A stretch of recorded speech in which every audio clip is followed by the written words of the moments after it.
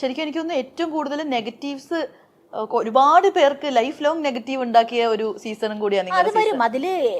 ആ ഷോ എന്ന് പറയുന്നത് നല്ലതുമാവാം ചീത്തതുമാവാം, രണ്ടുമായിട്ടാ നിൽക്കാത്. നമ്മൾ വളരെ ശ്രദ്ധിക്കണം. അത് ഭയങ്കര നമുക്കങ്ങ് ഒരു ഒന്നും ഇല്ലല്ലോ, നമുക്ക് പത്രവും ഇല്ല, സമയവും ഇല്ല, ഒന്നും അറിയില്ല, ഒരു എന്റർടൈൻമെന്റും ഇല്ല. ബിഗ് ബോസ് പറയുന്ന ടാസ്ക് മാത്രമേ ഉള്ളൂ. പിന്നെ ഈ വീട്ടിലിങ്ങനെ ഇരിക്കല്ലേ, നമ്മളിങ്ങനെ നോക്കുമ്പോഴത്തേക്കേ അതായത് നമ്മൾ ഇപ്പൊ നമ്മുടെ നോർമൽ ലൈഫിലാണെങ്കിൽ നമ്മൾ അങ്ങനെ വഴക്കുണ്ടാക്കാത്ത കുഞ്ഞു കുഞ്ഞു കാര്യങ്ങൾക്ക് അതിനകത്ത് വഴക്ക്. അതെന്തായിരിക്കും? അത് വരും, നമ്മൾ ചൂടായി പോവും.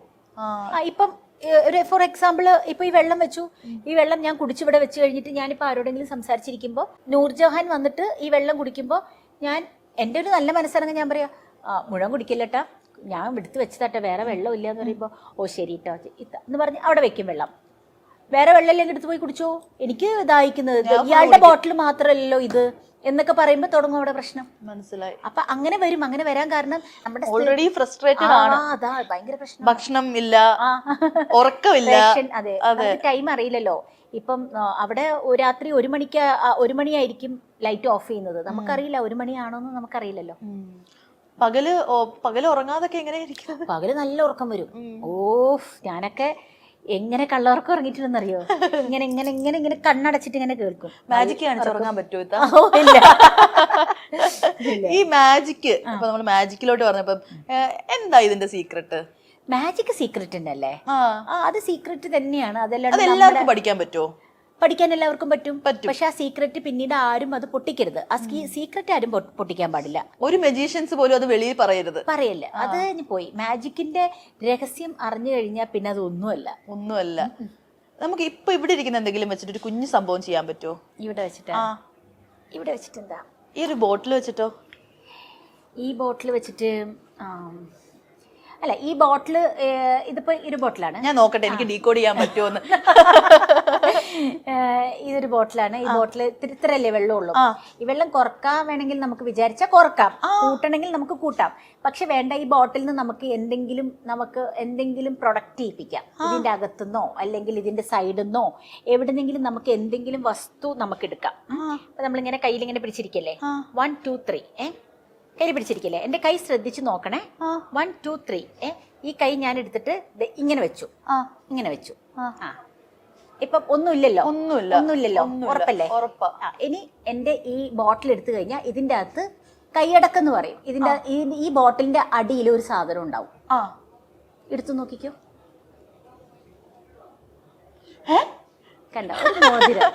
ഹാൻഡ് ട്രിക്സ് ആണ്. അതെവിടുന്നോ അതെങ്ങനെ നമ്മുടെ കണ്ണുപിടിച്ച് സാധനം വന്നവിടെ. അപ്പൊ അതാണ് ഹാൻഡ് ട്രിക്സ് എന്ന് പറയുന്നത്. അപ്പം ഞാൻ ആ മോതിരം ഇവിടുന്ന് ഊരി ഇവിടെ വെച്ചതൊന്നും കണ്ടില്ലല്ലോ. ഇല്ല, ഞാൻ ഇങ്ങനെ നോക്കിക്കൊണ്ടിരിക്കും, അതൊന്നും കാണാൻ പറ്റുന്നില്ല. ഇതിന്റെ ബേസിക് മുതല് വാപ്പിച്ച തന്നെ പഠിപ്പിച്ചത്. കൊച്ചിലെ മുതലേ ഇൻട്രസ്റ്റ് ആയിരുന്നു, ഇങ്ങനെ പുറകെ നടക്കായിരുന്നു എനിക്ക് പഠിപ്പിച്ചത്. ഇല്ല, മാജിക് പഠിക്കണം എന്നൊരു ആഗ്രഹമില്ലാത്ത ഒരാളായിരുന്നു ഞാൻ. ശരിക്കും മാജിക് ഉപ്പച്ചിയുടെ കൂടെ പോകുമ്പോ അസിസ്റ്റന്റ് ആയിരുന്നു മാജിക്കിന്റെ. ഞാൻ ഉപ്പച്ചി മമ്മിയൊക്കെ. അപ്പൊ അങ്ങനെ നമ്മുടെ വയറ്റിപ്പഴപ്പായതുകൊണ്ട് കൂടെ അങ്ങനെ പോയി ചെയ്യാന്നല്ലാതെ ഇങ്ങനെയൊക്കെയുള്ള സമയങ്ങളിൽ ചെറിയ ഐറ്റംസ് ഒക്കെ എന്തെങ്കിലുമൊക്കെ പഠിക്കാൻ വേണ്ടി ഉപ്പച്ചി പഠിപ്പിച്ചു തരും. ഉപ്പച്ചി മരിച്ചു കഴിഞ്ഞാൽ പിന്നെ ഞങ്ങളുടെ വീടിന്റെ തൊട്ടടുത്തൊരു തമ്മനം അബ്ദുള്ള എന്ന് പറഞ്ഞ ഒരാളുണ്ട്. ഒരു മാജിക് പ്രൊഡക്റ്റ് ഒക്കെ വിൽക്കുന്ന ഒരാളാണ്. പുള്ളിയാണ് സാധനങ്ങളൊക്കെ തരും, എക്യുപ്മെന്റ്സ് ഒക്കെ തരും. അങ്ങനെ മാജിക്. അതെ. ഉപ്പച്ചിയുടെ ഒരു നഷ്ടം എന്ന് പറഞ്ഞു കഴിഞ്ഞാല് അത് ഭയങ്കര ഒരു സംഭവം തന്നെ ആയിരിക്കും. തീർച്ചയായിട്ടും തീരാ നഷ്ടമല്ലേ അതൊക്കെ. ഉപ്പാമാര് പോവാന്ന് പറഞ്ഞാൽ തീരാ നഷ്ടമല്ലേ. പിന്നെ നിങ്ങൾ രണ്ടാളും അല്ലേ? പിന്നീടുള്ള ലൈഫ് എങ്ങനെയായിരുന്നു? പിന്നീട് ലൈഫ് എനിക്കൊരു ജോലി ഉണ്ടല്ലോ. എന്നുവെച്ചാൽ ഉപ്പച്ചി ജീവിച്ചിരിക്കുമ്പോ തന്നെ ഞാൻ ഉണ്ട്. ഉപ്പച്ചി മരിക്കുമ്പോൾ ഞാൻ കാര്യസ്ഥൻ കഴിഞ്ഞു. കാര്യസ്ഥൻ ഞാൻ മൂവി കഴിഞ്ഞു. അതിന്റെ ഒരു റീ എൻട്രി മൂവിയാണ് ശരിക്കും മലയാളത്തില്.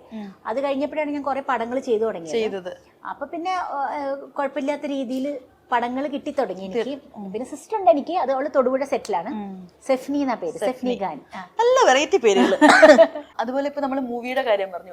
യൂഷ്വലി ഈ ഒരു സീരിയലില് ആക്ട് ചെയ്തവര് അധികം നമ്മൾ സിനിമയില് കാണുന്നത് കുറവായിരിക്കും. അതുപോലെ സിനിമ ചെയ്യുന്നവര് സീരിയലില് കുറവായിരിക്കും. ഇത്തവണ കേസ് നോക്കുകയാണെങ്കിൽ സിനിമയിലുണ്ട് സീരിയലിലുണ്ട്. സീരിയലിൽ ഇപ്പൊ കുറെ ഞാൻ ചെയ്തിട്ട്. ബട്ട് സീരിയലും ചെയ്തിട്ടുണ്ട്. രണ്ടും ഉണ്ട്. രണ്ടും ഉണ്ട്. ആ സമയത്ത് സിനിമ കുറവായിരുന്നു. കൊല്ലത്തിൽ ഒരു 1 2 പടങ്ങളൊക്കെ ഉണ്ടായിരുന്നുള്ളൂ. അപ്പൊ ശരിക്കും എന്താ അതിന്റെ റീസൺ? അത് ഈ സിനിമ സീരിയല് അങ്ങനെ അങ്ങനെ റീസൺ എന്ന് പറയാനൊന്നുമില്ല.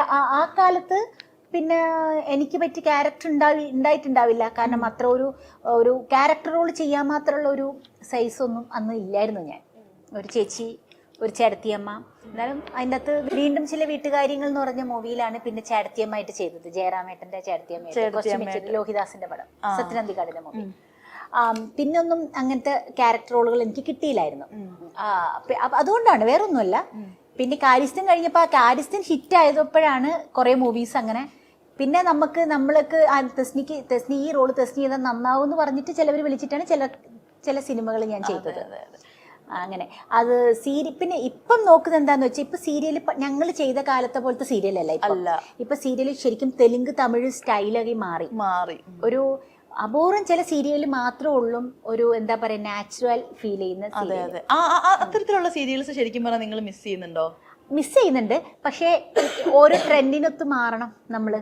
കാരണം ഇപ്പം ആൾക്കാർക്ക് ഇഷ്ടം സാരിയും ഓർണമെന്റ്സും ഒക്കെ കാണാനാണ്. ഒരു എപ്പിസോഡിൽ ആ ആർട്ടിസ്റ്റ് എത്ര സാരി ഉടുത്ത് ഏത് തരം കമ്മലിട്ട്, അതാണ് അവര് വീട്ടമ്മമാർ പോയി ഷോപ്പ് ചെയ്യുന്നത്. മനസ്സിലായോ?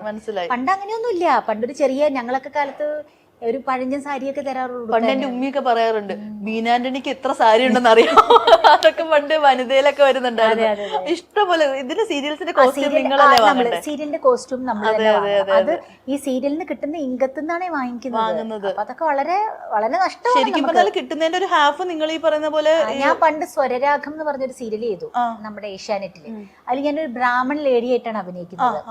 ആ ബ്രാഹ്മൺസ് എന്ന് പറയുമ്പോൾ ബ്രാഹ്മൺസ് കഥാപാത്രം കിട്ടുമ്പോ നമ്മൾ ബ്രാഹ്മൺസിന്റേതായ സ്റ്റൈൽ സാരികൾ വാങ്ങിക്കണം. ചുങ്കിടി മോഡൽ, ചെക്ക്, ചെറിയ പട്ടല്ല, ഞങ്ങള് സാധാ കുടുംബമാണ്. പട്ട് സാരിയല്ല. ബിന്ദു പണിക്കരാണ് അമ്മ. ഞാൻ മൂത്ത മോള് കല്യാണി. എന്റെ ഇളയത് രശ്മി സോമൻ, മൂന്നാമത്തെ സുജാ കാർത്തിക. ഞങ്ങള് 3 പെൺകുട്ടികളാ. നല്ല സീരിയലായിരുന്നു അത്.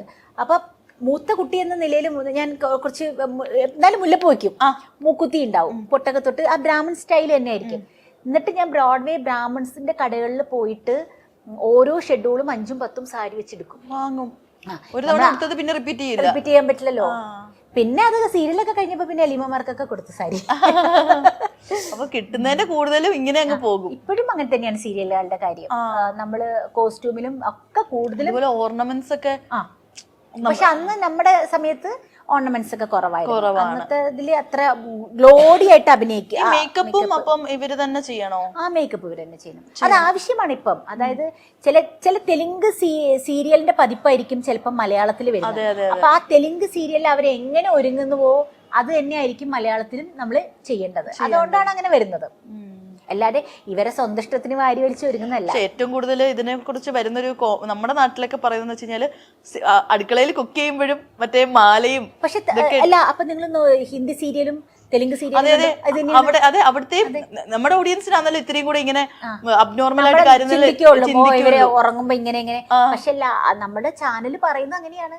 അവിടെ എങ്ങനെയാണോ അതുപോലെയാണ് ഇവിടെ. പക്ഷെ ഇപ്പൊ അത് ട്രെൻഡായി മാറി. അതിപ്പോ ഒരുപാട് പേര് ഇപ്പം സീരിയൽ കാണാൻ കാത്തിക്കുന്നത് എന്താ, അയ്യോ അവർ ഇന്ന് ഈ എപ്പിസോഡ്. അതാണ് അവർക്ക് നല്ല പേരാ. കാരണം ഈ സീരിയലുകാരാണ് എന്നും വീട്ടിൽ വരുന്ന ട്രെൻഡ് ഒക്കെ നിങ്ങൾ തന്നെ സെറ്റ് ചെയ്യില്ല. ഞാൻ പിന്നെ മറ്റേ എന്താ നമ്മുടെ ചന്ദനമഴയ്ക്ക് അതിലെ കന്യ ചേച്ചിയൊക്കെ ഓരോരോ ട്രെൻഡ് സെറ്റർ ആയിട്ട് ഓരോ ബ്ലൗസ്, ഡിഫറെന്റ് ബ്ലൗസ്, ഓരോ ഡിഫറെന്റ് സാധനങ്ങളൊക്കെ ഇറക്കുന്നുണ്ട്. അതൊക്കെ നോക്കിയിട്ടല്ലേ നമ്മൾ സാധാരണക്കാർ കല്യാണത്തിനൊക്കെ പോകുമ്പോഴുന്നത്. അതെ. കുറ്റം പറയാൻ പറ്റില്ല. ഓരോ കാലഘട്ടം മാറുന്നതിനനുസരിച്ചിട്ട് കാലം മാറുന്നതനുസരിച്ച് കോലം മാറില്ലേ, അങ്ങനെയാവുന്നതാണ്. അതുകൊണ്ട് അതൊരു തെറ്റായിട്ട് എനിക്ക് തോന്നിയിട്ടില്ല. പക്ഷെ നാച്ചുറൽ ആയിട്ട് ചില സിനിമകളില്, സിനിമ എന്ന് വെച്ചാൽ ഒരു ലൈവ് ബിഹേവിംഗ് ആണ്, അഭിനയമല്ല. സിനിമ നാച്ചുറാലിറ്റി ഉള്ളതാ സംഭവമാണ്. അവിടെ ഇത് പറ്റില്ല. അവിടെ എപ്പോഴും സ്ട്രിക്റ്റ് ആണ്. ഒരു കാതില് പോലും സെക്കൻഡ് സ്റ്റഡ് പോലും ഊരിക്കളയും. നമുക്കൊന്നും കുത്താൻ പോലും പറ്റില്ല. അതാണ്.